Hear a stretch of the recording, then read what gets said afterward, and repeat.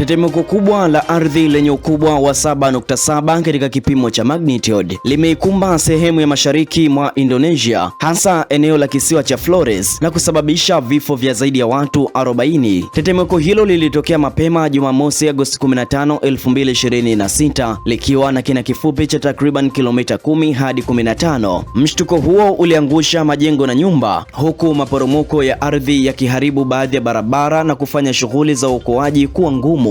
Mamlaka za Indonesia ziliripoti kuwa angalau watu 40 wamefariki, huku wengine wakijeruhiwa na baadhi yao kubaki wamenaswa kwenye majengo yaliyoporomoka. Takriban watu 2000 walilazimika kuhama makazi yao katika maeneo yaliyoathirika. Baada ya tetemeko hilo, mamlaka zilitoa tahadhari ya tsunami, hali iliyowafanya wakazi wa maeneo ya pwani kuhamia maeneo ya juu na mbali na bahari.